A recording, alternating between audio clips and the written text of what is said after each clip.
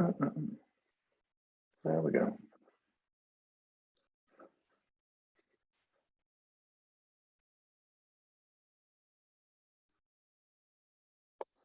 All right, so hopefully you see my screen now. One would think that after about a year with online teaching, one would know the ins and outs of Zoom, but you never know. All right, so if you didn't know it, you're attending a PDW, which is related to a special issue in Journal Management Studies, where the topic is organizing and strategizing in and for extreme contexts. And then we have 3 sub-themes to that, which is temporality, embodiment, and materiality. And also, as we mentioned in the beginning, it's me, Marcus, Daniel Geiger, Dinah Rouleau, Kathleen Sutcliffe, and Eero Vaara, together with Elena Dalpias, that is organizing the special issue.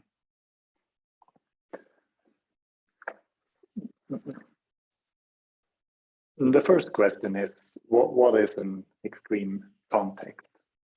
And this is, I mean, there's plenty of ways that it could be defined, but this is one of the more commonly used, perhaps, and it's from Hannah et al.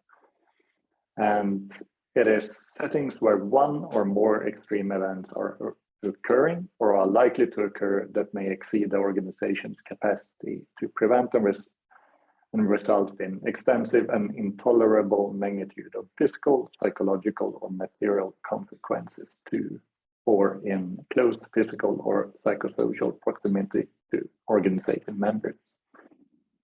So to put it a little bit blunt, it's about settings where people might get hurt or killed, where there's a potential or actual threat to human life. And I mean, the interest for extreme contexts, it grew out of course, the timeliness of this kind of research, because we are in times where really society is becoming extreme. We had the war between Russia and Ukraine. We just came out of, hopefully, a global pandemic, and there's a number of different events that are kind of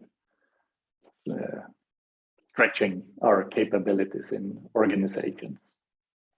And if we look at the literature historically, we have a number of different literatures which attend to these kind of events and settings and others.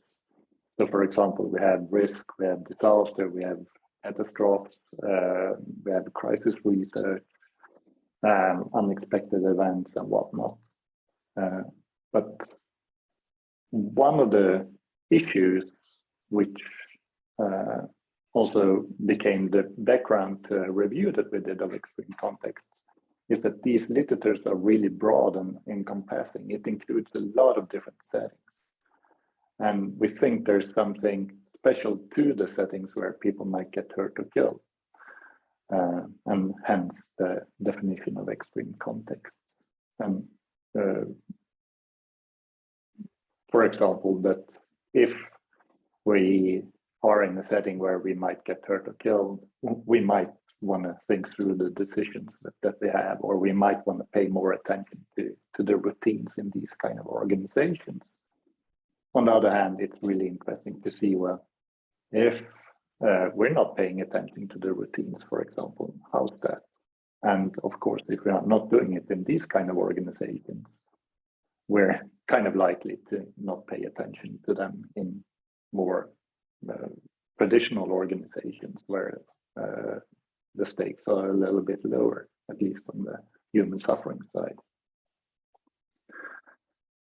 So, as I stressed in the beginning, we're trying to be really inclusive when it comes to what counts an extreme context, but you might also want to have this in mind that the definition of extreme context comes out of an interest and a believed relevance of looking into settings where there's the potential of suffering.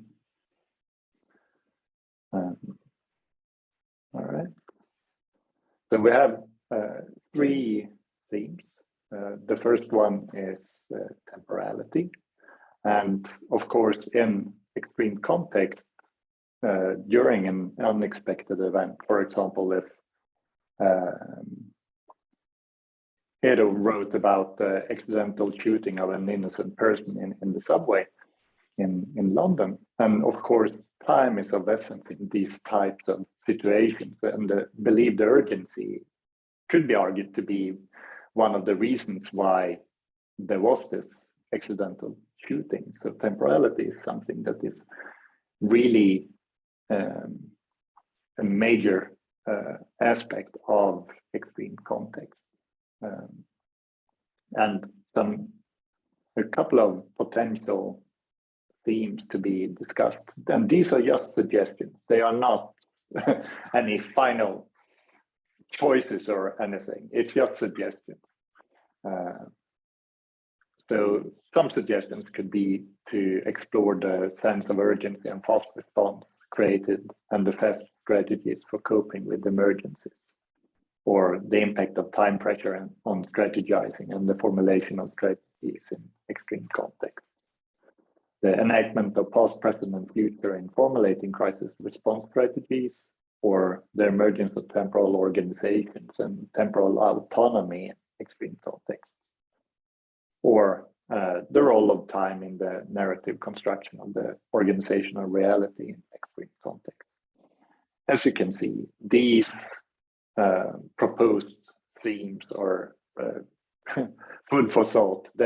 They include a lot, and they are by no means the final suggestions.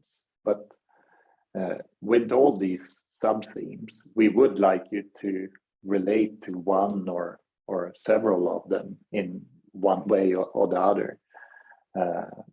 But again, we're trying to be inclusive.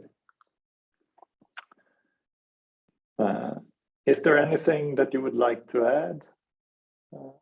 Daniel, Leo, Linda? Well, I could just quickly chip in and maybe reinforce what you're saying, but to make this more of a dialogue. So I think time and temporality, those are big topics and popular in and of themselves. But like you were, Marcus, explaining, they have particular relevance in this setting of extreme contexts. And I could just maybe reinforce the point that it can be a question of objective time or time as it happens, or then it can also be about constructions of time in, for instance, sense making or retrospective constructions, as the final point there is all about. Thank you. All right, so moving on. And I should also mention that you find these themes and you find a little bit more elaborate answers to the discussions in the call for papers, of course. We want to spend more time on the questions rather than repeating what is said. And when it comes to embodiment then, considering that extreme contexts are, in our take on it, interested in settings where people could potentially get hurt. It's something really physical about these environments, and it's not only physical in the physical sense or the embodiment in the physical sense, but it's also about the emotions. It evokes strong emotions. If people risk their lives, or if they are suffering, I mean, they might be scared, they might be angry, they might be frustrated. There's a number of different things that might happen.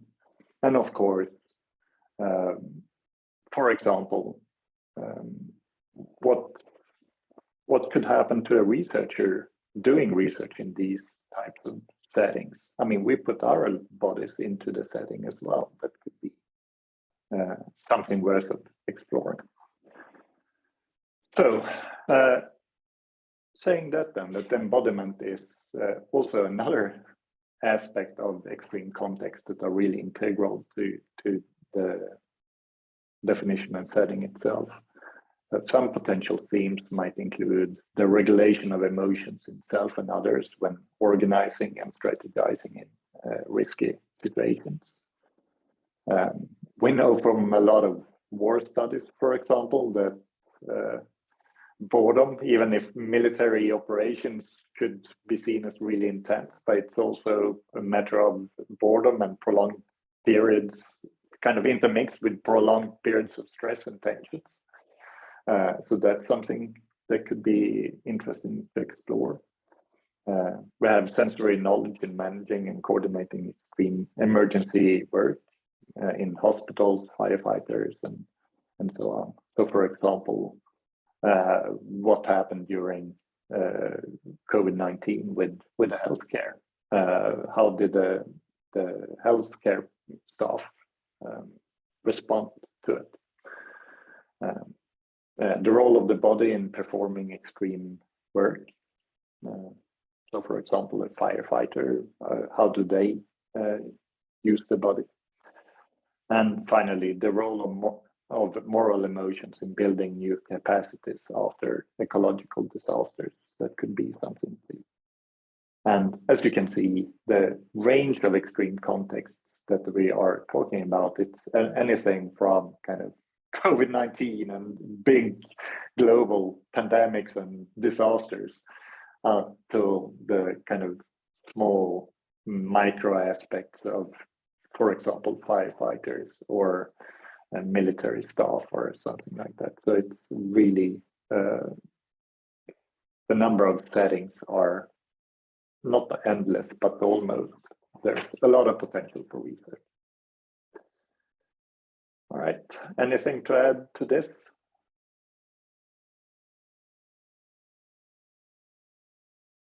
All right. So then we have the final sub-theme of the special issue, which is materiality.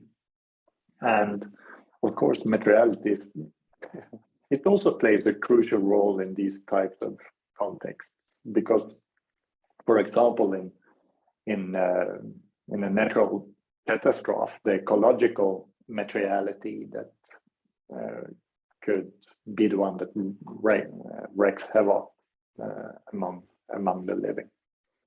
And materiality is also about the designs or the systems that we design in order to keep us safe. So a couple of the proposed sub-themes could be the role of ecological conditions for organizing and strategizing extreme contexts. So, for example, Whiteman and Cooper's paper on ecological sense making come into mind, just as an example. The impact of consistent physical threat on teams and organizations, or the impact of safety devices and their use to reduce risk, and the role of everyday objects in extreme contexts.